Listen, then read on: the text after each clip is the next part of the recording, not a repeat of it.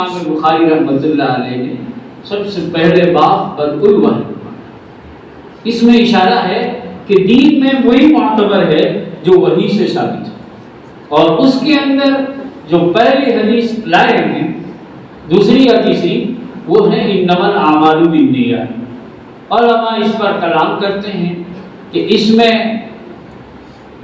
اشارہ ہوا کہ تمام دینی کاموں میں نیت کا بڑا دخل ہے، تمام دینی کاموں میں نیت کا بڑا دخل ہے۔ کام تین قسم کے ہیں بھائیوں، بعض کام تو گناہ ہے، اللہ میری آپ کی سب کی اس سے حفاظت فرمائے۔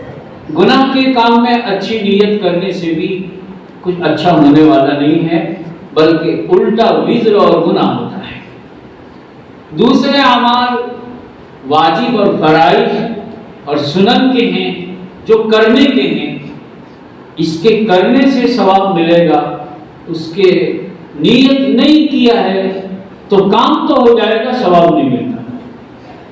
دیکھیے ایک آدمی وضو کرتا ہے، وضو نہیں کیا بلکہ نہایا، نہاتے وقت اس کا ارادہ نہیں ہے وضو کرنے کا، اب یہ جب نہا کر فارغ ہوا تو ظاہر بات ہے کہ اعضائے وضو دھل گئے، اب اس سے وہ نماز پڑھ سکتا ہے لیکن وضو کا ثواب نہیں ملتا۔ لیکن جب آدمی وضو کرنے کے لیے بیٹھے اور وضو کی نیت کریں، یعنی دل میں ارادہ ہو کہ میں یہ وضو کر کے نماز پڑھوں گا، یہی نیت ہے، جب اتنی نیت کر لے گا اور ساتھ میں نبی کا طریقہ اپنا کر بسم اللہ پڑھ لے گا تو حدیث میں ہے کہ وضو سے فارغ ہوا، تمام بدن سے گناہوں سے وہ پاک ہو گیا۔ تو ایک تو وہ کام ہے، دوسرے کچھ کام مباح امور کے، اگر آدمی اس میں صحیح نیت کر لیتا ہے تو اس سے بھی اللہ تعالیٰ ثواب مرحمت فرماتے ہیں۔ اسی لیے حدیث میں آیا نیت المرء خیر من عملہ، انسان کی نیت اس کے عمل سے زیادہ بہتر ہے۔ حدیث میں ہے کہ قیامت کے دن کچھ لوگ آئیں گے، اللہ تعالیٰ فرشتے سے فرمائیں گے کہ ان کے نامہ اعمال میں تہجد کا ثواب لکھو، اس کا بھی وزن کرو۔ فرشتے عرض کریں گے کہ اللہ انہوں نے تو کبھی تہجد پڑھا نہیں، تہجد کے لیے نہیں اٹھے تھے، تہجد کا ثواب کیسے دیں؟ اللہ فرمائیں گے کہ یہ جب سوتے تھے تو ارادہ کر کے سوتے تھے اور غیر اختیاری طور پر نہیں اٹھتے تھے، جب نہیں اٹھا جائے لیکن نیت ان کی صحیح تھی اس لیے ان کو تہجد کا ثواب دو۔ نیت المرء خیر من عملہ، انسان کی نیت اس کے کام سے زیادہ بہتر ہے۔ میں عرض کر رہا تھا کہ کام تین قسم کے ہیں، ایک گناہ ہے اس میں تو نیت کا کرو، ایک دینی کام ہے جو فرائض اور واجبات درجے کی، اس میں نیت کے بغیر کام نہیں چلے گا، اور تیسرا مباح کام ہے، مستحب اور کام ہے، اگر ہم اور آپ اس میں نیت صحیح کر لیں گے تو یہ کام ہمارے لیے خیر اور بھلائی کا سبب بنے گا، اور اگر ہم نے نہیں کیا تو وہ گناہ نہیں ہوگا لیکن ثواب بھی نہیں ملے گا۔ تو امام بخاری نے پہلے حدیث باتی انما الاعمال بالنیات، پھر اس کے بعد کتاب الایمان لائے، ایمان کے بعد علم لائے، علم کے بعد عبادات لائے، عبادات کے بعد معاملات لائے، معاملات لائے۔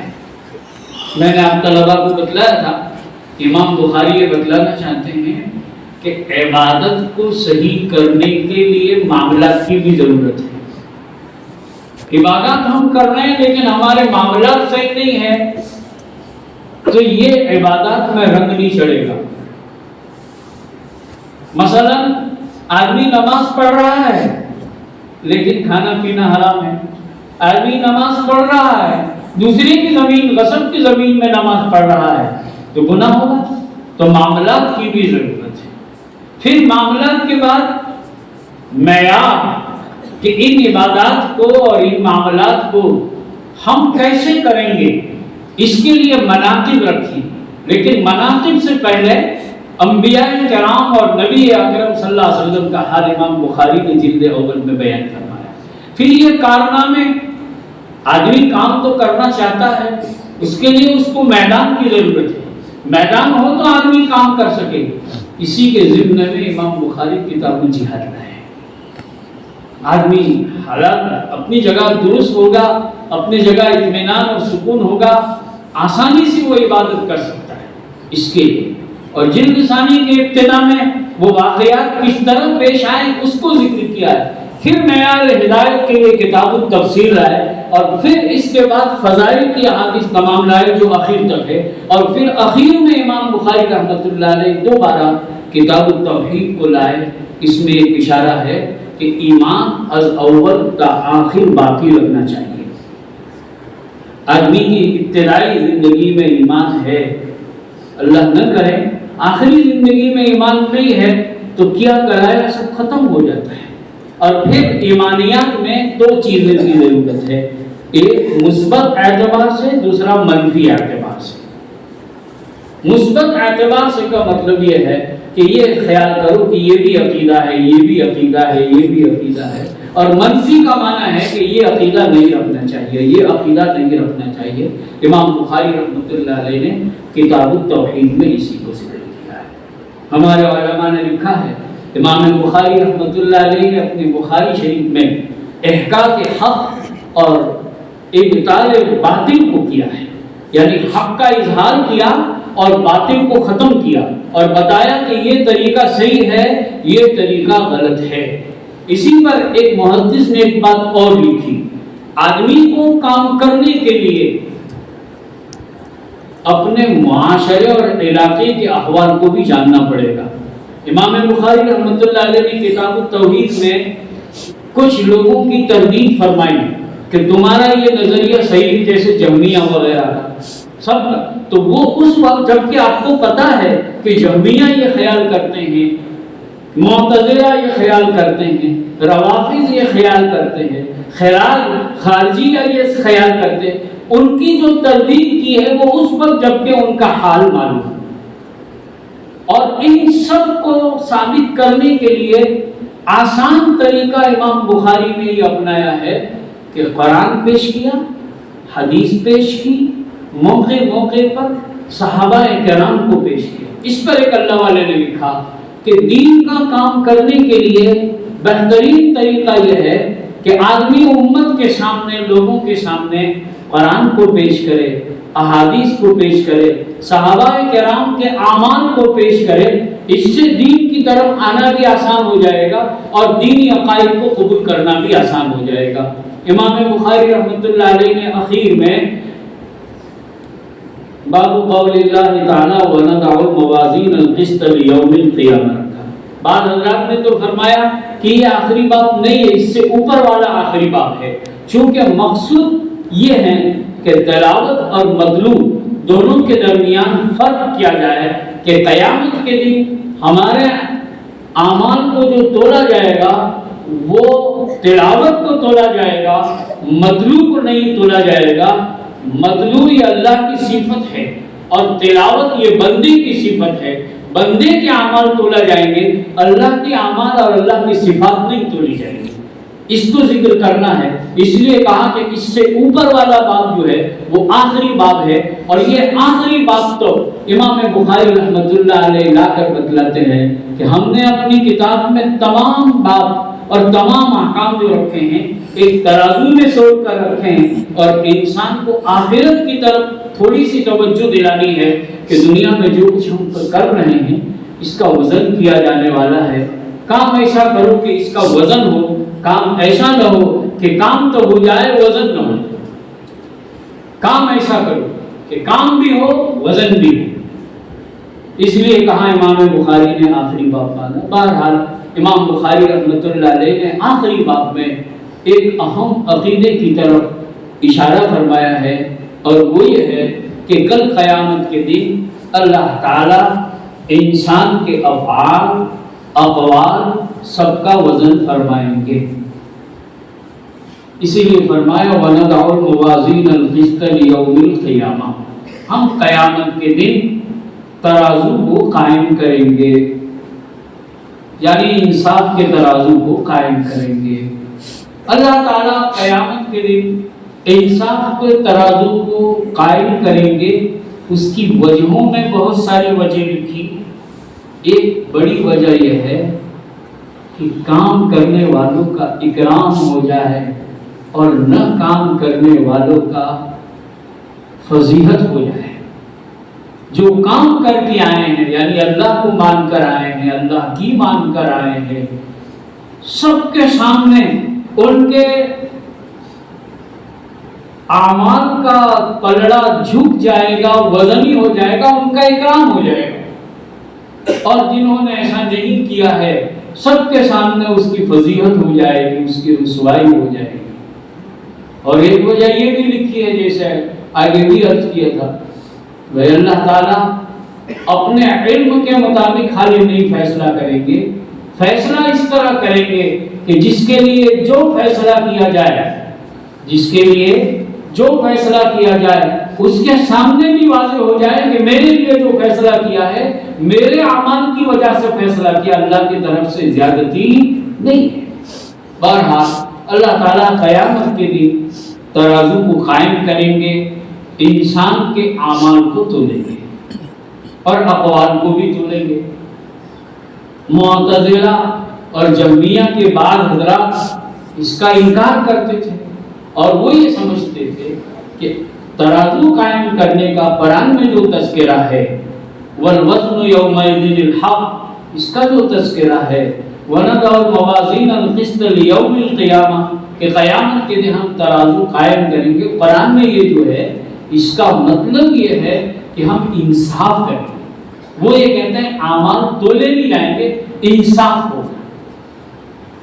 ان کو چونکہ عقل سے بڑی مناسبت تھی اور وہ ساری باتیں عقل کے دائرے میں رہ کر سمجھنا چاہتے تھے، اور دنیا میں دیکھتے ہیں کہ چیزیں ہو کر چلی جاتی، نظروں کے سامنے نہیں نظر آتی، اس لیے وہ کہتے ہیں کہ اعمال تو آراز ہے، اس کو توڑا کیسے جائے۔ عقل کے دائرے میں رہ کر انہوں نے انکار کر دیا۔ اس وقت کے علماء نے اس کے جوابات بھی دیے ہیں۔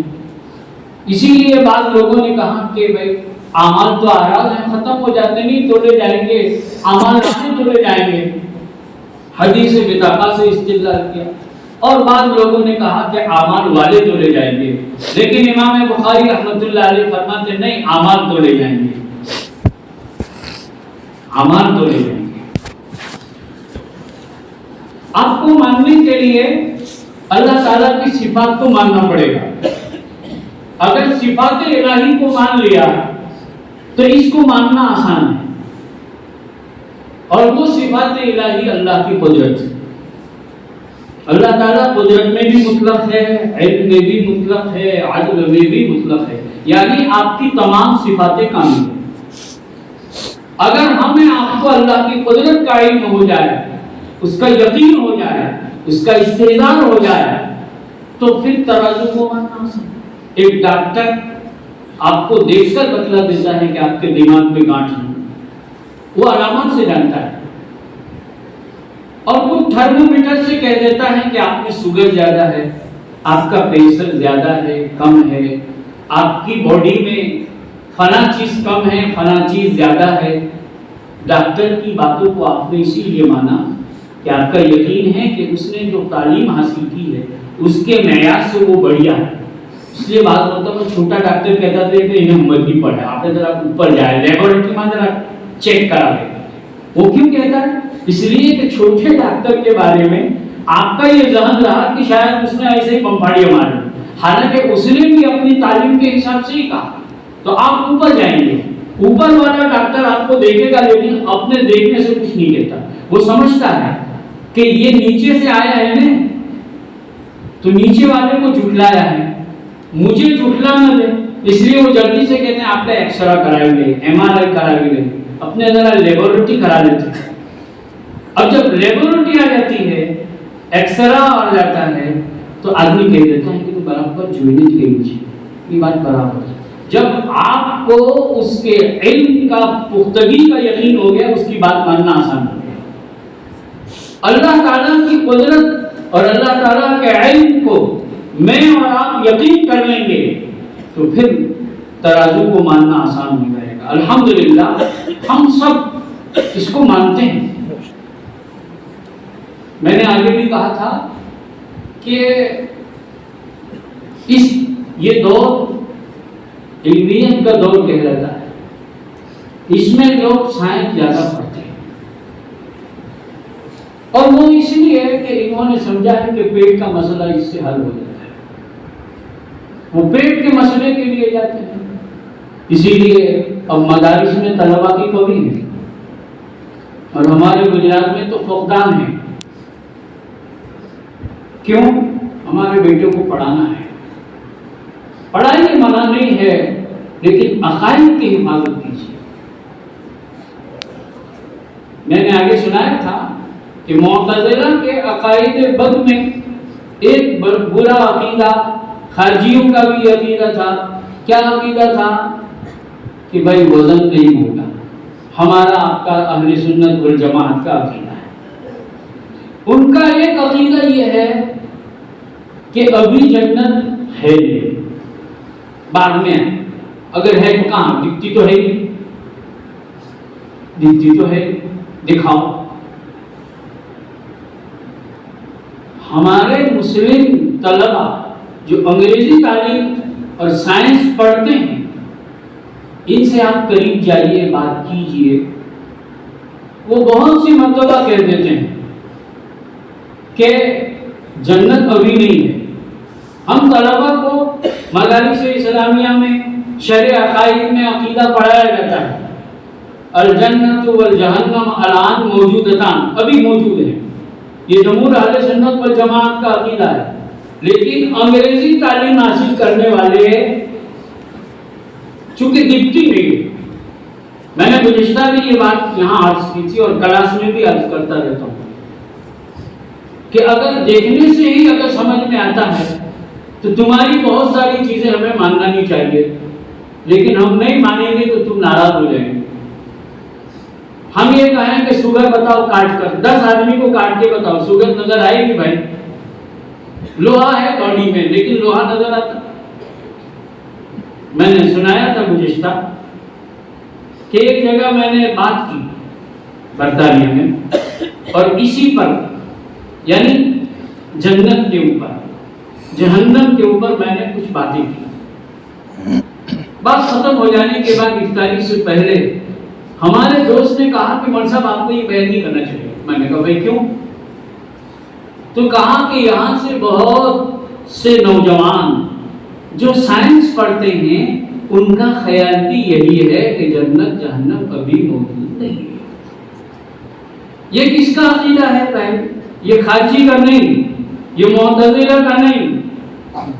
یہ خیال رکھنے والے وہ لوگ ہیں جو اپنے آپ کو اہل سنت والجماعت کا حامی کہتے ہیں. میں عرض کر رہا تھا کہ جب عقل کے دائرے میں جاؤ گے نا تو بہت ساری چیزیں انکار کریں. امام بخاری رحمۃ اللہ علیہ اپنی بات کو قرآن سے ثابت کرتے ہیں اور کہتے ہیں کہ ترازو ہوگا، جنت جہنم موجود ہے. اس کے لیے سب سے بڑی دلیل قرآن کریم. اس کے بڑے اعدت للمتقین قرآن میں ہے کہ متقین کے لیے جنت تیار کر دی گئی ہے اور کافروں کے لیے ہے جہنم تیار کر دی گئی. ماضی کا صیغہ معلوم ہوا کہ موجود ہے تبھی تو ماضی کہا گیا. معتزلہ اس کی تعبیر کرتے ہیں. پھر ہمارے علماء نے اور ایک بڑی دلیل دی کہ جنت جہنم ہے. صحیح حدیثوں میں ہے کہ آدمی جو مر جاتا ہے اور وہ نیک کام کر کے زندگی سے جاتا ہے تو روزانہ فرشتہ اسے وقت مقررہ پر آ کر میدان محشر کے بعد جو اس کو ملنے والی نعمتیں ہیں اس کو بتلاتے ہیں. اور خدا نہ کرے وہ گنہگار ہے یا کافر ہے تو میدان محشر کے بعد جو اس کو جہنم یا اس کی سزائیں ملنے والی اس کو بتلاتے ہیں.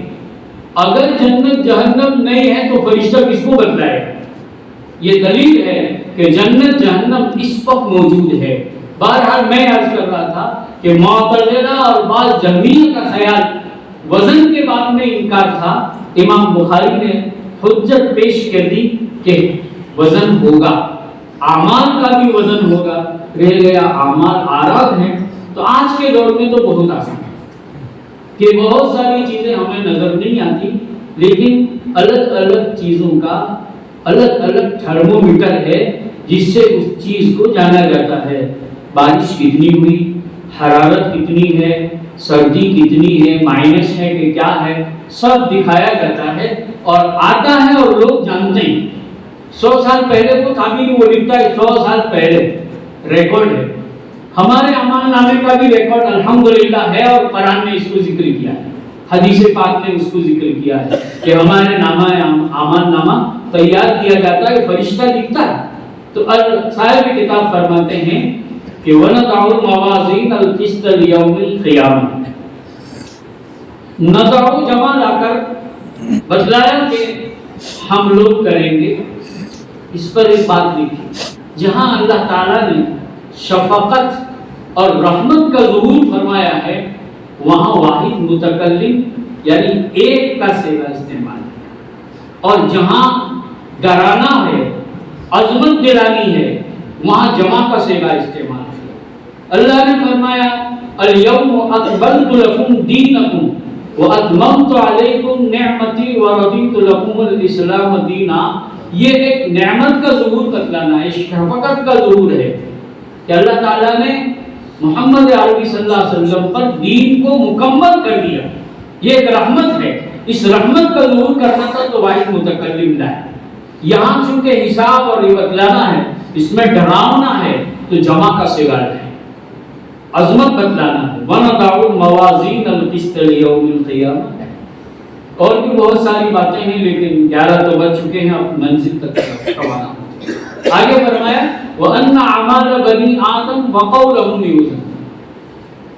انسان کے اعمال اور انسان کے قول تولے جائیں گے۔ اعمال یعنی افعال بھی تولے جائیں گے، اور قول یعنی اقوال بھی تولے جائیں گے۔ امام بخاری رحمۃ اللہ علیہ کی ایک عادت رہی ہے، ہم آپ کو سبق میں بتلا سکیں کہ امام بخاری رحمۃ اللہ علیہ ایک بات بیان کرنے کے بعد ایک دوسرا جملہ بڑھا دیتے ہیں، پھر اس دوسرے جملے کے لیے تعییناً آیت لاتے ہیں یا تعییناً حدیث لاتے ہیں۔ جب حدیث یا آیت قرآنی سے دوسری بات ثابت ہو جاتی تو پہلی بات بقری کے اولا ثابت ہو جاتی۔ یہاں کچھ امام بخاری نے ایسا ہی کیا، قول کے لیے وہ چونکہ کلمہ موجود ہے، حدیث موجود ہے، اس لیے اس کو ذکر کر دیا۔ جب اقوال کا وزنی ہونا معلوم ہو جائے گا تو اعمال کا وزنی ہونا بھی معلوم ہو جائے گا۔ وَأَنَّ أَعْمَالَ بَنِي آدَمَ وَقَوْلَهُمْ يُوزَنُ، انسان کے اقوال کو بھی تولا جائے گا۔ پھر بات کرنے والے اساتذہ اور علماء نے بیان فرمایا کہ اعمال کو تو جمع لائے اور قولہم واحد لائے۔ اس کا جواب شیخ الحدیث صاحب نے یہ دیا کہ اعمال جو ہیں وہ جوارح سے ادا ہوتے ہیں، یعنی ہاتھ سے، پیر سے، زبان سے ادا ہوتے ہیں، وہ یہ جوارح سے ادا، اور جوارح جمع ہیں، یعنی ہاتھ ہے، پیر ہے، تو اعمال جوارح سے پیدا ہوتے ہیں، وہ جمع ہیں، اس لیے جمع لایا۔ اور زبان کا مصدر ایک ہے، یعنی بات کا مصدر ایک ہے، قول کا مصدر ایک ہے، قول نقل کرنے کی جگہ ایک ہی ہے، اس لیے زبان کو واحد ہے۔ لیکن بعض نسخوں میں اقوالہم بھی ہے، تو پھر کوئی اعتراض نہیں ہے۔ اور اسی پر ہمارے تمام علماء نے ایک بات یہ لکھی ہے کہ اس میں ہمیں آپ کو ایک ڈرانا ہے کہ ہم اپنی زبان کی اچھی طرح حفاظت کریں۔ زبان سے بولنے کے بعد بات ختم نہیں، سائنس بھی کہتی ہے کہ بات ہواؤں میں گھومتی رہتی ہے، ایک دن اس کو جمع کیا جائے گا اور اس کا ہے۔ اسی لیے مفتی شفیع صاحب نور اللہ مرقدہ کی بات نقل کی جاتی، جو در حقیقت اگلوں کی بات ہے، وہ یہ ہے کہ جو بھی بولو یہ سمجھو کہ کسی بھی جگہ اس کو ثابت کرنا ہے، کسی نہ کسی جگہ اس کو ثابت، یہاں نہیں تو آخر۔ اس لیے نبی اکرم صلی اللہ علیہ وسلم نے انسان کو چوکنا کرنے کے لیے فرمایا آدمی کبھی زبان سے ایک ہلکا کلمہ بولتا ہے، اس کو احساس نہیں ہے، لیکن وہ کلمہ اتنا گھٹیا ہوتا ہے کہ جہنم میں جا کے گر جاتا ہے۔ جیسے میں نے کہا کہ بھائی کفر بول دیا، یا یہ سمجھو کہ عقائد اسلام میں سے کسی عقیدے کی تردید کر دی زبان سے، تو آدمی مسلمان نہیں رہا۔ دوسروں کو دیکھا دیکھی اسلام کے احکام کے بارے میں کلام گشائی کر دی، ظاہر بات ہے کہ وہ مسلمان نے ایک ہلکا سا جملہ بولا، اسے معلوم نہیں کہ اس کا کیا اثر پڑے گا، لیکن وہ جہنم رسید۔ اور ایک آدمی ایک کلمہ بول دیتا ہے، اللہ تعالیٰ اس کے ذریعے اس کو جنت تک پہنچا دیتا ہے۔ لکھا ہے کہ دیوبند میں ایک بنیا تھا، اس کا انتقال اور ہمارے علماء دیوبند میں سے بھی کسی عالم کا انتقال۔ آدمی نیک ہوتا ہے تو وہاں ملاقات ہوتی ہے، تو دیکھا کہ بنیا بھی جنت ہے، اس سے پوچھا تو اس نے کہا کہ دیکھو میں یہ سب سمجھتا تھا، دیکھتا تھا، اور اخیر میں یہ کہہ کے دنیا سے رخصت ہوا کہ مولانا یعقوب نانوتوی کا جو مذہب ہے اللہ میرا وہ مذہب ہے۔ ایک جملہ انسان کو جنت تک پہنچا دیتا ہے، وَأَنَّ أَعْمَالَ بَنِي آدم وَقَوْلَهُمْ لِلْمُسَلِّمِ۔ جیسے اس کا فائدہ ہے، کبھی اس کا ضرر بھی بہت ہے۔ حدیثوں میں آتا ہے کہ نبی اکرم صلی اللہ تعالی علیہ وسلم نے پوچھا، بھائی بتاؤ غریب کسے کہتے ہیں؟ صحابہ نے عرض کیا کہ ہم غریب اس کو کہتے ہیں جس کے پاس مال نہیں۔ آپ نے فرمایا وہ غریب نہیں، اصل غریب وہ ہے کہ بہت سارے نیکیوں کو لے کر آئے لیکن ساتھ میں اپنے ذات سے کسی کو پردہ دری کی ہوگی، کسی کی بے عزتی کی ہوگی، کسی کا گناہ اپنے ذمہ لے رکھا ہوگا، اس دن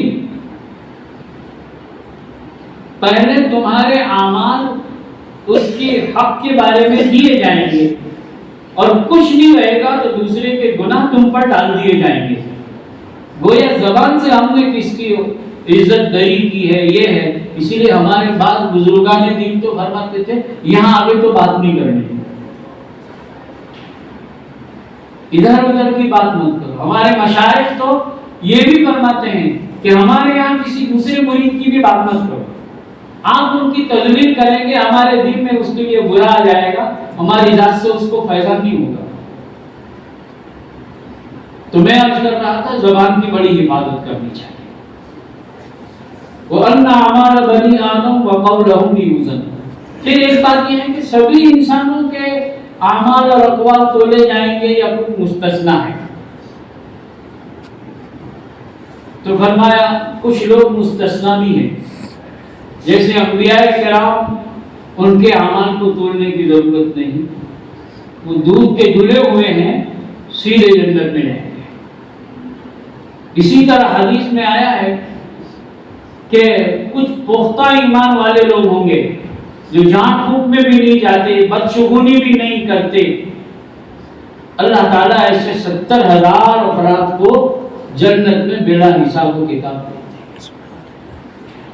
اسی طریقے سے بعض روایتوں میں ہے کہ اس دنیا میں ایمان اور اعمال پر رہے لیکن مصیبتوں میں سرشار رہے، مصیبتوں میں گھیرے ہوئے رہے۔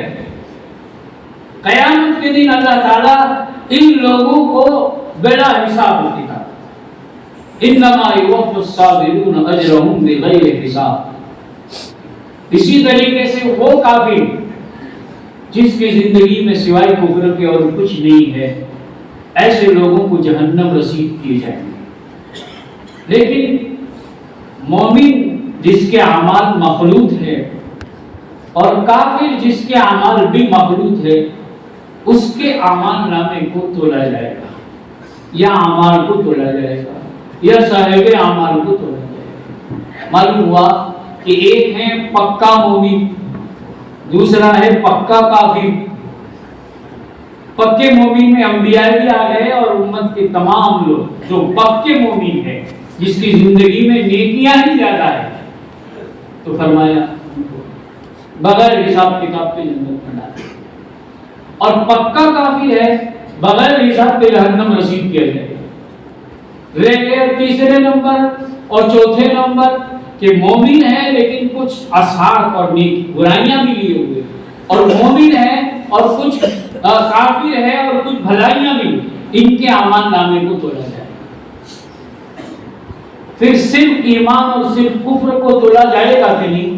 صحیح ہے کہ اس کو بھی تولا جائے گا۔ پھر تولنے کا طریق کیا ہے؟ کہا وہ اللہ ہی جانتے ہیں۔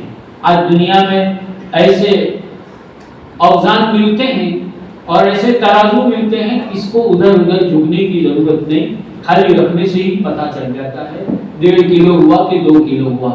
اللہ کے یہاں کوئی ایسا ترازو ہے جس سے رکھا جائے؟ اب یہ ہے کہ کافی جہنم میں جانا ہے، اس کو تولنے کا کیا فائدہ؟ جواب یہ ہے کہ اس کے تولنے کا فائدہ ایک تو اس کی فضیلت ہے، دوسرا اس کو معلوم ہو جائے، پھر اس کو اس کیٹیگری میں بھیج دیں گے تو وہ سمجھ جائے گا کہ میں اسی کیٹیگری کا آدمی تھا، اس لیے مجھے اللہ نے یہاں بھیجا۔ پھر اعمال اور اقوال جیسے انسان کے تولے جائیں گے، جنات کے بھی تولے جائیں گے۔ دیکھیے اللہ تعالیٰ نے اپنی قدرت سے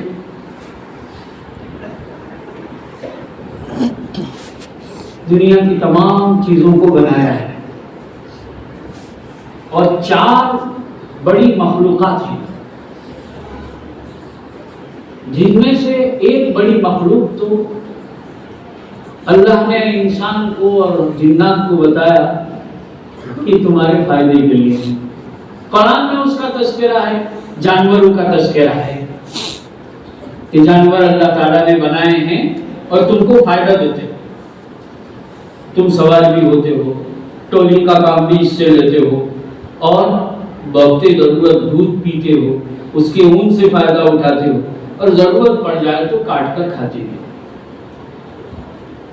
اللہ نے ان کو مکلف نہیں بنایا، اور اللہ نے ان کو زیادہ عقل نہیں دی۔ اب کوئی کہے عقل دی تو عقل دیتے تو تیرا کیا ہوتا؟ تو ٹرک بن سکتا تھا، تو کنٹینر نہیں بن سکتا۔ تیرے کنٹینر کو سپلائی کرنے کے لیے انہی چیزوں کی ضرورت ہے۔ ان میں ایک کشتیاں وغیرہ کی ہے، لیکن جانوروں سے انسان بہت سارا کام لیتا ہے۔ آج کے دور میں ٹولیاں ہے، لیکن پھر بھی انسان جانوروں سے دور نہیں ہے، محتاج ہے، اس کے بغیر کام نہیں چلتا۔ اگر جانور ختم ہو جائے، دودھ کہاں سے پیے گا؟ چائے کہاں بنائے گا؟ گھی کیسے لائے گا؟ بہت ساری ادویہ میں اس کا استعمال ہوتا ہے، لیکن اللہ نے ان کو ایک درجے میں، یہ ایک بڑی مخلوق ہے۔ ایک بڑی مخلوق فرشتے ہیں، اللہ نے اس میں خیر اور بھلائی کے مادے رکھے ہیں، ان میں برائیوں کا یہ اللہ تعالیٰ نے ان مخلوق سے بڑا کام لیا ہے، لیکن احکام کا مکلف اس کو نہیں بنایا۔ اب 2 مخلوق رہ گئے، انسان اور جنات۔ جب دنیا میں انسان آ گیا تو جنات اس کے تابع ہو گئے۔ انسان آ جانے کے بعد جنات اس کے تابع ہیں، اسی لیے لکھا کہ انسان آ جانے کے بعد جناتوں میں نبی نہیں آئے، اس سے پہلے ممکن وہ آئے ہیں، اگرچہ کسی روایت سے اس کا ثبوت نہیں ہے۔ جنات کو انسان کے تابع کرتے ہیں، اور انسان کو اعلیٰ بنایا، اس لیے انسان کو اعلیٰ بنایا ہے کہ انسان میں خیر غالب ہے، شر بھی کرتا ہے لیکن خیر غالب ہے۔ تو انسان کے اعمال جیسے تولے جائیں گے، ایسے کہا جنات کے بھی تولے جائیں گے، اور انسان جیسے جنت میں جائے گا، جہنم میں جائے گا، جنات بھی جنت جہنم میں جائیں گے۔ بعض لوگوں نے تو کہا ہے کہ جنات جنت میں بھی جائیں گے، اس کو آرام میں رکھ دیا جائے گا، بات ختم کر دی جائے گی، لیکن صحیح یہی ہے کہ وہ بھی جنت میں جائیں گے۔ البتہ فرمایا کہ اس کا کھانا الگ ہوگا، انسانوں کا الگ ہوگا۔ بعض لوگوں نے اور باتیں بھی کہی ہے، وَأَنَّ أَعْمَالَ بَنِي آدَمَ وَقَوْلَهُمْ بِوَزْنٍ۔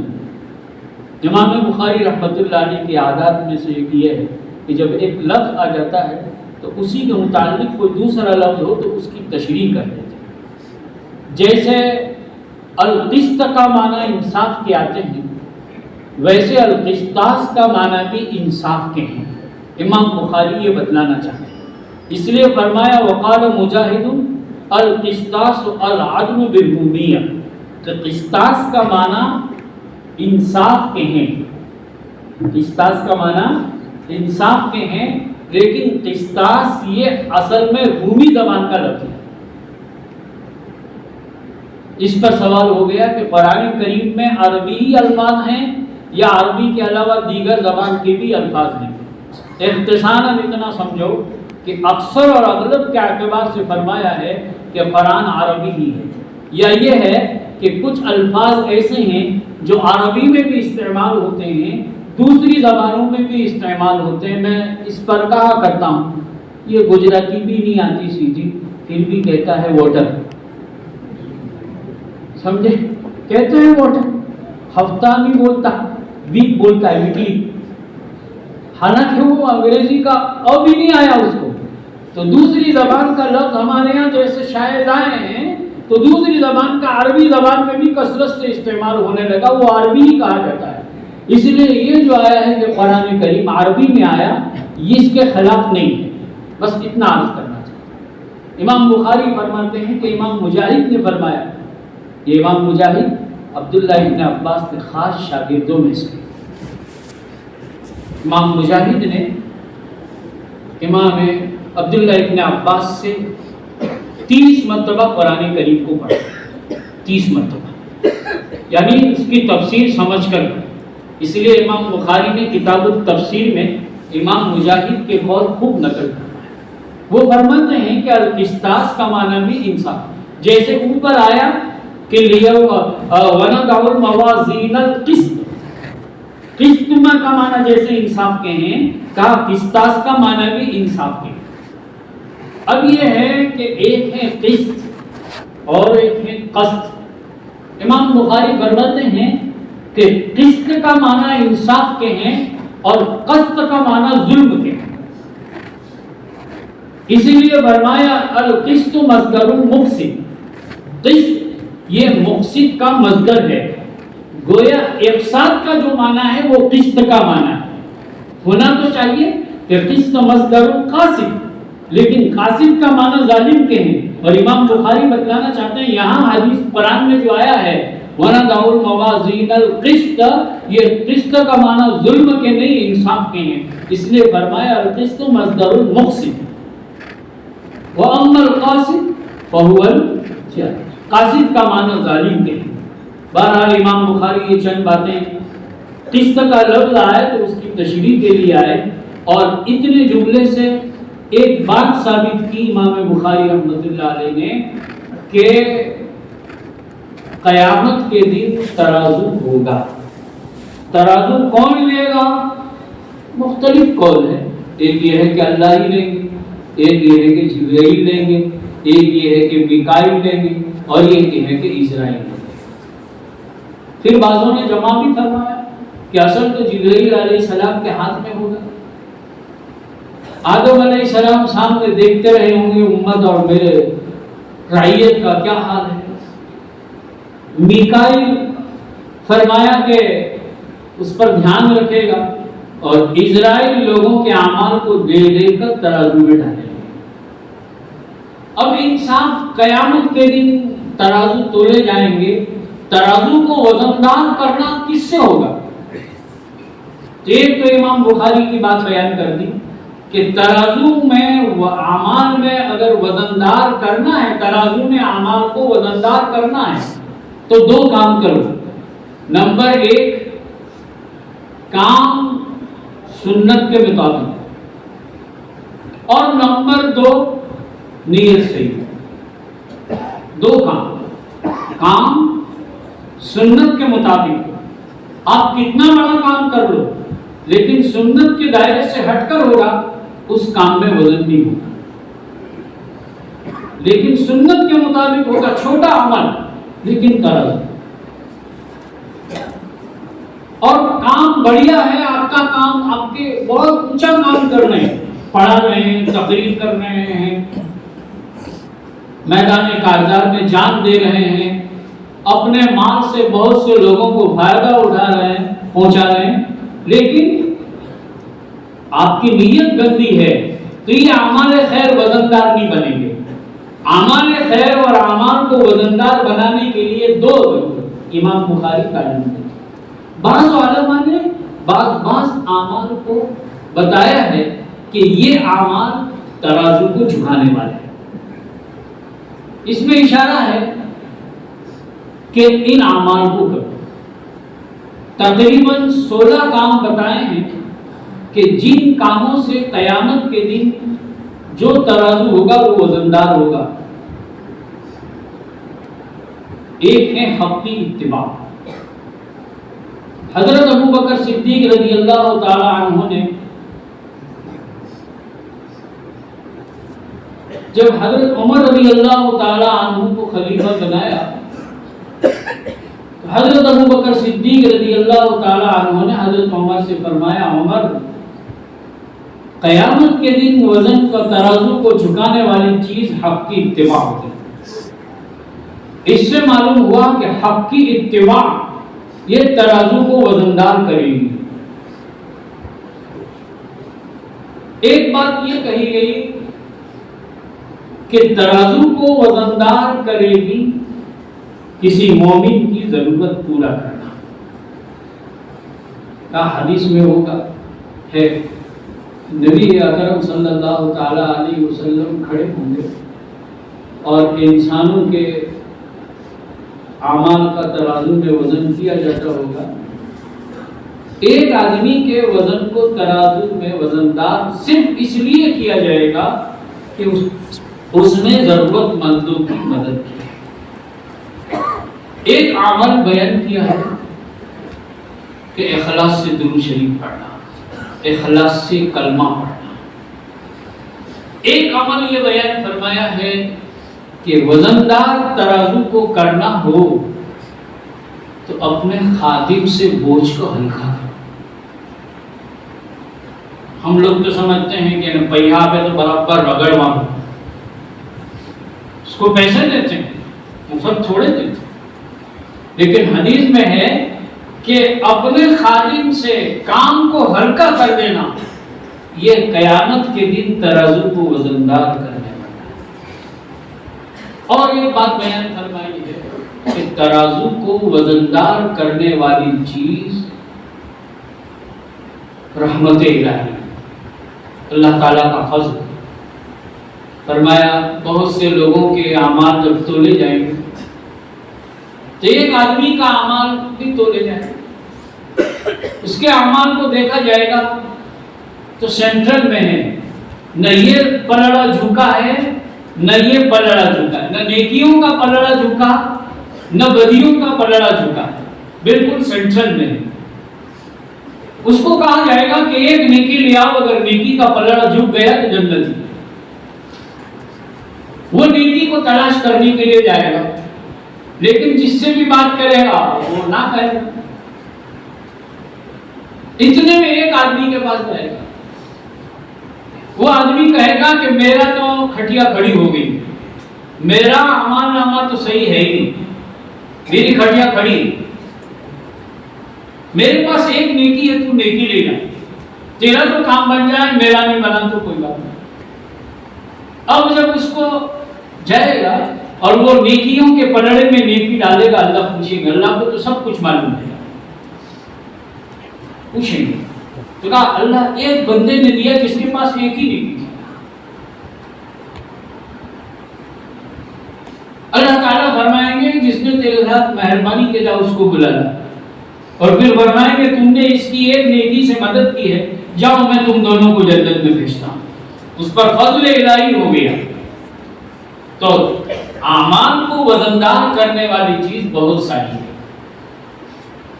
اجمالاً اتنا ہے کہ اعمال نامہ ہے، لیکن علماء نے جتنے اعمال لکھے ہیں بزرگوں، وہ سب کے سب اعمال واجب نہیں، اکثر اعمال مستحب درجے کی۔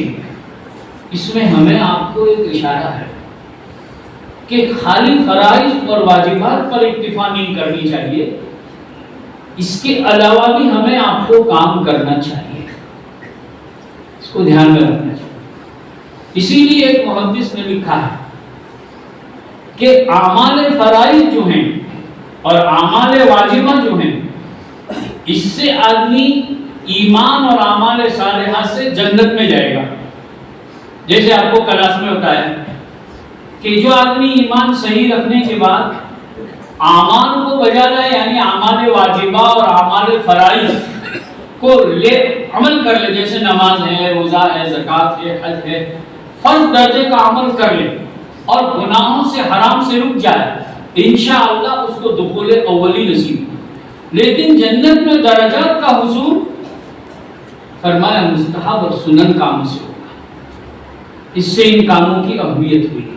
تو بہرحال اعمال کو ترازو کو اگر وزندار بنانا ہے تو جہاں ہمیں فرائض کا اہتمام کرنا چاہیے، نوافل اور سنن کا بھی اہتمام کرنا چاہیے۔ اللہ اس کی توفیق عطا فرمائے۔ امام بخاری کی یہ چند عبارت میں ہمیں آپ کو سب کو ایک عقیدہ بتایا، وہ یہ ہے کہ ہم سوچا کریں کہ ہمارے اعمال اور اقوال کا وزن کیا جانے والا ہے، ہمارے اعمال اور اقوال کا وزن کیا جانے والا ہے۔ ان اعمال میں اگر ہمیں آپ کو وزن کرنا ہو تو ہمیں نیکیوں کو کرنا چاہیے صحیح نیت کے ساتھ۔ اس کے بعد ایک حدیث لائے جس حدیث میں اس کو ثابت کیا ہے کہ قیامت کے دن اعمال نامے کو، اعمال کو تولا جائے گا اور ترازو وزن۔ یہ حدیث بہت مشہور ہے، حدیثوں میں اس کے بڑے فضائل بھی ہے۔ حدیث میں یہاں فرمایا کہ نبی اکرم صلی اللہ علیہ وسلم نے فرمایا کلمتان حبیبتان الی الرحمن خفیفتان علی اللسان ثقیلتان فی المیزان۔ فرمایا کہ ان میں تین وصف بیان فرمائے، ایک وصف معنوی، ایک وصف ظاہری اور ایک وصف بالغیب۔ وصف ظاہری تو یہ فرمایا کہ یہ کلمے اللہ تعالیٰ کو بہت پسندیدہ ہے، کلمتان حبیبتان الی الرحمن، یہ وصف ظاہری ہے۔ ہمیں بھی کوئی آ کر کہے عمر صاحب آج تمہاری بات بھاری ہوتی، فلانی جگہ گئے تھے وہاں تمہارا فلاں فلاں تذکرہ کر رہے، ہم خوش ہو جاتے ہیں، پھر ٹھنڈا پلاتے ہیں، کچھ کھلاتے ہیں۔ کوئی ہمارے سامنے ہمارا ایسا وصف بیان کرے جو ہمیں پسند ہو تو ہم اس کو پسند کرتے ہیں۔ جب ایک انسان ایسا کرتا ہے تو فرمایا یہ اللہ تعالیٰ کو بہت پسند ہے۔ جب کوئی آدمی بولے گا تو یہ اللہ کا محبوب بندہ بن جائے گا۔ کلمتان حبیبتان الی الرحمن، یہ وصف ظاہری ہے جس میں ایک دعوت یہ ہے کہ ان کلموں کو پڑھتے رہو۔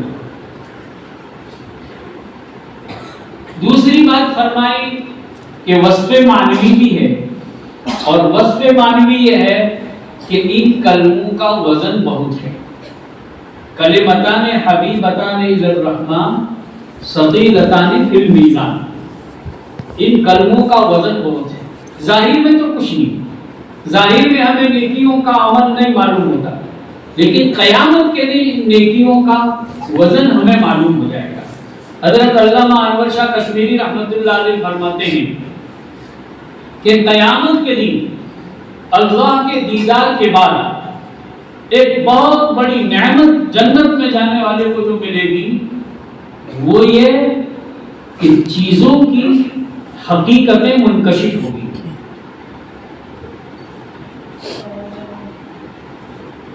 بعض مرتبہ چیزوں کی حقیقتیں کھلتی نہیں، بعض مرتبہ کھلتی ہیں۔ دیوالی آتی ہے تو لوگ پھٹاکے لاتے ہیں، ہمیں نہیں لانا چاہیے۔ مسلمان کو اپنی اولاد کو بھی اس سے روکنا چاہیے۔ لیکن آپ نے دیکھا ہوگا کہ وہ پھٹاکے الگ الگ قسم کے ہوتے ہیں، کچھ ایسے ہوتے ہیں خالی اوپر جا کے سلسلے ہو کر ختم ہوتا ہے، کچھ ایسا ہوتا ہے دور تک جلتا ہے، کچھ ایسا ہوتا ہے کہ اوپر جا کر فلائٹ کی شکل بن جاتا ہے، ہوتا ہے نا؟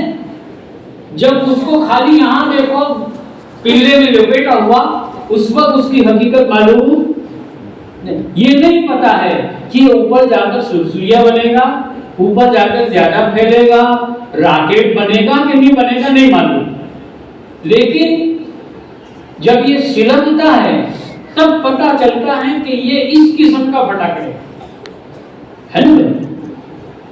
فرمایا اس طرح قیامت کے دن ہمارے اعمال کی حقیقتیں ہم پر منکشف ہوگی، یہ اللہ تعالیٰ کا بہت بڑا انعام ہوگا دیدار خداوندی کے بعد، اور یہ دیکھنے سے پتا چلے گا۔ قرآن کریم میں ہے کہ جنت میں میوے بھی ملیں گے، کھجور بھی ملے گی، انار بھی ملے گا، اور جب ایک بار کھانے کے بعد دوبارہ دیا جائے گا تو وہ خود کہے گا کہ اس سے پہلے تو لائے، فرشتہ کہے گا کھاؤ تو صحیح پھر مزہ دیکھو۔ تو چیزوں کی حقیقتیں وہاں منکشف ہوگی۔ اس میں وصف معنوی بیان فرمایا کہ یہ کلمے ظاہر میں ہلکے ہیں لیکن وزندار بہت ہے، لیکن ایک وصف غیب بھی ہے کہ اس میں عظمت بہت ہے، اس میں عظمت بہت ہے۔ گویا یہ حدیث میں سبحان کا وصف بتایا کہ سبحان اللہ وغیرہ کہنے سے انسان کے اعمال میں وزن پیدا ہو جائے، اور اس کی وجہ بیان فرمائی کہ اس حدیث میں مقام الوہیت بتائی ہے، اللہ تعالیٰ کا مقام بتایا۔ کیا مقام؟ پہلی بات یہ بیان فرمائی کہ اللہ تعالیٰ کو تمام عیوب سے پاک جانا، اللہ میں کوئی عیب نہیں، اس لیے قرآن میں فرمایا لا سنۃ ولا نوم لا یضل ربی ولا ینسیٰ، میرے رب بھولتا بھی نہیں گمراہ بھی نہیں ہوتا، یعنی ناواقف بھی نہیں، سب معلوم ہے۔ صفت تنزیہیہ جس کو کہتے ہیں، تمام عیوب سے پاک۔ دنیا میں جو مشرکین شرک کرتے تھے، وہ شرک کی بات میں کیا کرتے تھے؟ طلبہ جانتے ہیں کیا کرتے تھے؟ وہ کہتے تھے اتنی بڑی دنیا ایک اللہ کیسے چلائے؟ سب شعبے تقسیم کر دیں، یہ فلاں شعبہ چلائے گا، یہ فلاں، اسی لیے انہوں نے مختلف معبودوں کو مانا، گویا اللہ تعالیٰ کی صفات کو کم مانا، اس کی ذات کو کمتر مانا کہ وہ کام نہیں کر سکتے۔ ہمیں آپ کو تعلیم دی ہے کہ اللہ تعالیٰ تمام عیوب سے پاک ہے، اس میں کمیاں ہے ہی نہیں۔ ایک زمانہ تھا، ایک انگریز دیوبند میں آیا اور عیسیٰ علیہ السلام کو اللہ کا بیٹا کہنے لگا اور بڑی بڑی باتیں کرنے لگا۔ ایک طالب علم اس کے مقابلے میں پہنچ گیا۔ طالب علم میں کو کبھی کبھی مناظرہ کا شوق ہو جاتا ہے۔ اب وہ عیسائی پختہ تھا، طالب علم جو بھی دلائل لاتا تھا تو وہ عیسائی ہرا دیتے تھے۔ ایک مسلمان تھا چائے بنانے والا، اس نے دیکھا کہ مولوی صاحب پیچھے ہٹ رہے ہیں، اے بچہ تم ادھر ہٹ، میں ہٹاتا ہوں، یہ کیا جواب دے گا؟ میں جواب دے دیتا ہوں، بولو کیا ہے؟ کہ عیسیٰ علیہ السلام اللہ کی بیٹے ہیں۔ اچھا اللہ کب سے ہیں؟ تو وہ تو پہلے سے ہیں، کب تک رہیں گے؟ ہمیشہ رہیں گے، یہ ہمارا بھی عقیدہ ہے، ازل سے ہیں ابد تک رہیں گے۔ اب کتنے بیٹے؟ ایک، او اتنے وقت سے ہیں ایک بیٹا، میرے تو 12 بیٹے ہیں۔ چپ چاپ بات ہے۔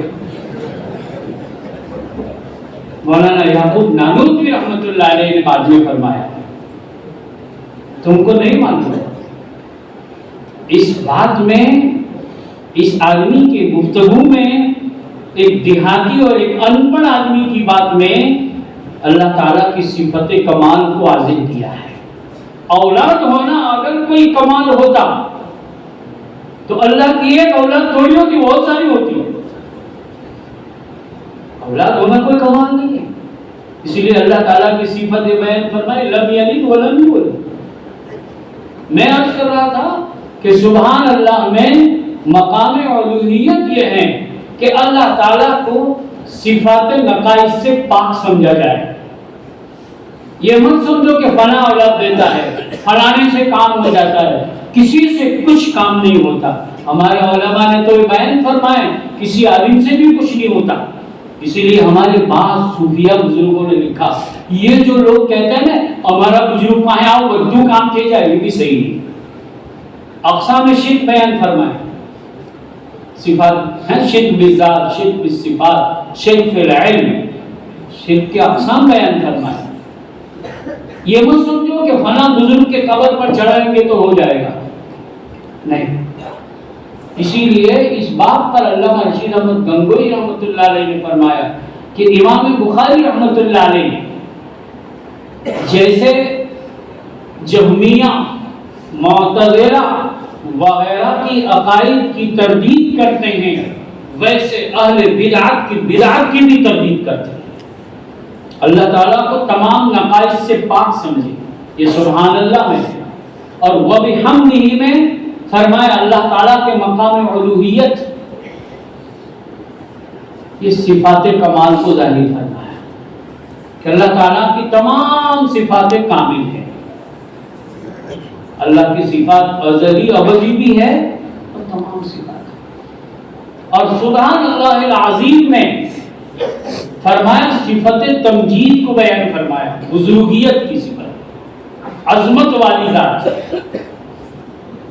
اسی لیے مقام تنزیہیہ، مقام تمہیدیہ اور مقام تمجید بیان کرا۔ اور ایک مقام الوہیت یہ ہے کہ یکتائی، ہم کہتے ہیں نا اللہ ایک ہے، یعنی اس کی صفات ایسی ہے کہ اپنے کسی کام میں کسی کے محتاج نہیں، اس کو یکتائی کہتے ہیں۔ یکتائی ہونا ایک ہے، ایک ہونا ایک تو ہم بھی ہیں، ہم ایک ہی ہیں، ہم چار پانچ نہیں، ایک ہی، لیکن اللہ کی ذات یکتائی ہے، اپنے کسی کام میں کسی کے محتاج نہیں ہے، کسی کا۔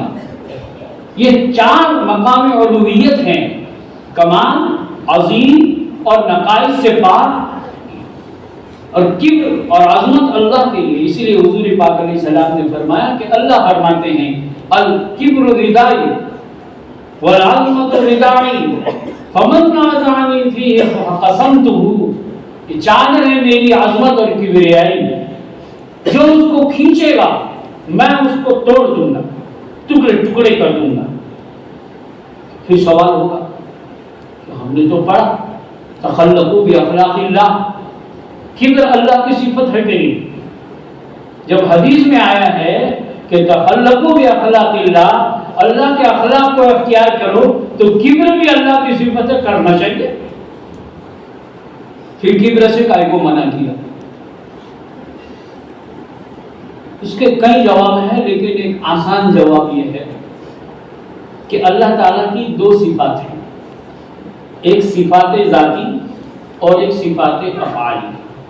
اس کو نہ سمجھیں تو آسان الفاظ میں سمجھو کہ اللہ تعالیٰ کی کچھ صفاتیں وہ ہیں جو اللہ کی ذات کے ساتھ خاص ہیں، اور کچھ صفات ایسے ہیں کہ بندے بھی اختیار کر سکتے ہیں۔ تخلقوا باخلاق اللہ میں ان صفات کو اختیار کرنے کی تعلیم ہے جس کو بندہ اختیار کر سکتا ہے، اللہ تعالیٰ کی ذات کے ساتھ خاص نہیں ہے۔ اور جو صفات اللہ تعالیٰ کی ذات کے ساتھ خاص ہیں، آدمی کو اس میں ہاتھ نہیں ڈالنا چاہیے۔ کبر، عظمت، یہ اللہ تعالیٰ کی خاص صفات ہے، آدمی اس کو اختیار نہیں کر سکتا۔ اس سے آگے بات کہ تخلقوا باخلاق اللہ میں یہ جو فرمایا ہے کہ اللہ تعالیٰ کی صفات اختیار کرو، کہ اللہ موتی ہے تم بھی دو، اللہ محسن ہے تم بھی احسان کرو، اللہ مہربان ہے تم بھی مہربانی کرو۔ فرمایا کل صفات تو اللہ کے لیے ہیں، تم جزء صفات اختیار کر سکتے ہو۔ اللہ تعالیٰ کسی کو دیتے ہیں، اس کے خزانے میں کمی نہیں، کم ہونے کا کوئی خطرہ نہیں. ہم اور آپ میں خطرہ ہے. 1000 تنخواہ ہے, 1000 کسی کو دینا چاہے تو خالی ہو جائے گی. تخلقوا باخلاق اللہ نے بتایا کچھ صفات اللہ کے اختیار کرو. بہرحال ان حدیث پاک میں توحید کی بھی دعوت ہے. اسی لیے اس حدیث پر بزرگوں نے یہ بھی لکھا کہ امام بخاری اس میں یہ بتلانا چاہتے ہیں کہ کلمے پر خاتمہ ہونے کا معنی یہ نہیں ہے کہ مرتے وقت لا الہ الا اللہ ہی پڑھے. کوئی ایسا جملہ جو اس کے ایمان اور اسلام پر دلالت کرتے ہو وہ پڑھ کر دنیا سے جانا یہ بھی خاتمہ ایمان پر ہونے کی علامت ہے. اور سب سے بڑی دلیل یہ ہے کہ جب نبی اکرم صلی اللہ تعالی علیہ وسلم دنیا سے رخصت ہوئے ہیں یوں کہہ کے رکھے ہوئے ہیں اللہم بالرفیق الاعلی. اس میں ایک بات اور عرض کرتا رہتا ہوں کہ اگر مرتے وقت زبان پر کلمہ طیبہ جاری ہو جائے اور کلمہ پڑھتا پڑھتا چلا جائے بہت ہی اچھا. یا کوئی نیک کام کرتا چلا جائے وہ بھی بہت اچھا. لیکن بعض مرتبہ آدمی سویا سو جاتا ہے اٹھائی, یا آدمی اچانک جا رہا, اللہ تعالیٰ سب کی اس سے عبادت فرمائے, جا رہا تھا اچانک ایکسیڈنٹ ہوا, ہم نے نہیں دیکھا کہ اس نے کلمہ پڑھا تو سمجھتے ہیں بغیر کلمے کے گیا. نہیں, وہ ایمان کے ساتھ گیا. ایمان کے ساتھ جانے کا مطلب یہ ہے کہ آخری لمحے تک عقائد حقہ کا ظہور اس سے ہو رہا ہے اور عقائد باطل کا الفاظ یا کوئی عمل ایسا ظاہر نہیں ہوا کہ جس سے اس کے ایمان پر شک کیا جائے. یہ دلیل ہے اور یہ علامت ہے کہ آدمی ایمان کے ساتھ رخصت ہو گیا. امام بخاری فرماتے ہیں کلمتان حبیبتان الی الرحمن خفیفتان علی اللسان ثقیلتان فی المیزان سبحان اللہ و بحمدہ سبحان اللہ العظیم. ایک بزرگ فرماتے ہیں کہ ان کلمے پڑھنے سے ذکر کرنے سے انشاءاللہ تعالی احسان کی کیفیت حاصل ہو جائے گی. یعنی ہر ایک کام میں, ہر کام کرنے میں یہ خیال آ جائے گا کہ میں اللہ کو دیکھ رہا ہوں, یا کم سے کم یہ خیال آ جائے گا کہ اللہ ہم کو دیکھ رہا ہے. اور شیخ یونس صاحب تو فرماتے تھے کہ جو آدمی ان کلموں کو پڑھے گا اللہ تعالیٰ ان کلمے کی برکت سے اس کے اندر سے عیوب کو ختم کر دیں گے. معلوم ہوا کہ ان کلمے کو حفظ جان بنانا چاہیے. حدیثوں میں آتا ہے جو صبح شام اس کلمے کو 100 مرتبہ پڑھتے ہیں اللہ تعالیٰ سب گناہوں کو معاف فرما دیتے ہیں. آپ طلباء کو معلوم ہے موطا امام مالک میں نے اپنے کو پڑھایا اور جگہ بھی لکھا ہوا ہے. حضرت شیخ الحدیث صاحب لکھتے ہیں کہ ان کلموں کی برکتیں جو بیان فرمائی ہے کہ اس سے سب گناہ معاف ہو جاتے ہیں, وہ بات شیخ الحدیث صاحب نے اس پر لکھی کہ کوئی آدمی چوتھا کلمہ صبح 100 مرتبہ پڑھ لے اور شام 100 مرتبہ پڑھ لے تو اس کو 4 فائدے حاصل ہوتے. اس پر حضرت نے یہ لکھا ہے. تو بات یہ ہے کہ ان نفلی کاموں کا بڑا ثواب ہے, لیکن اس کا فائدے کا ظہور اس وقت ہوگا جبکہ اس کے ساتھ فرائض اور واجبات کو بھی بجا لائے.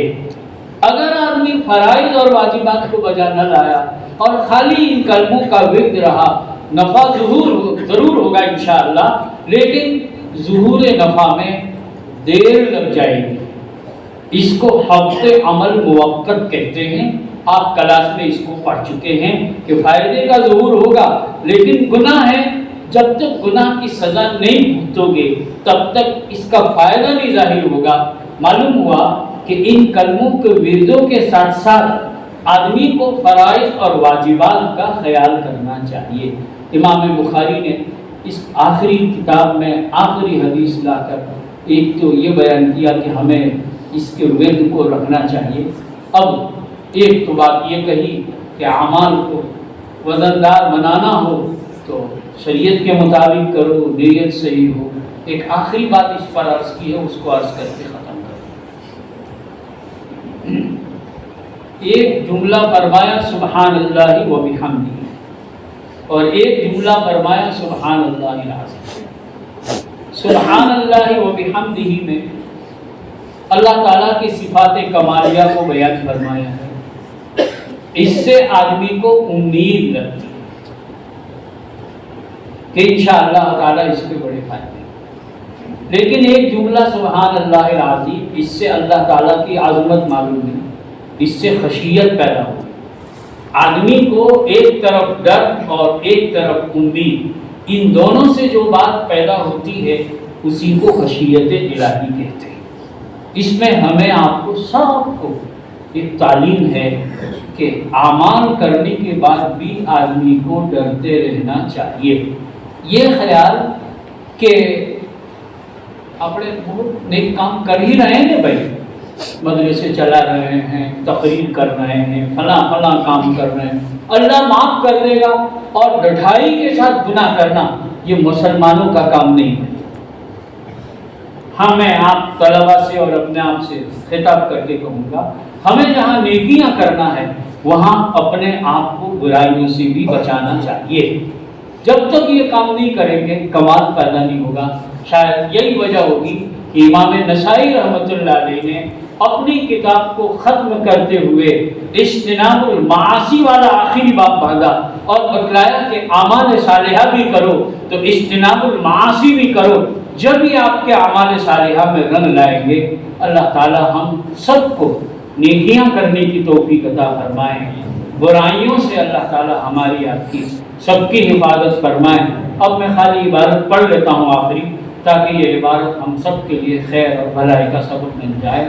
ان ابی ہریرہ رضی اللہ تعالی عنہ قال قال النبی صلی اللہ تعالی علیہ وسلم کلمتان حبیبتان الی الرحمن خفیفتان علی اللسان ثقیلتان فی المیزان سبحان اللہ و بحمدہ سبحان اللہ۔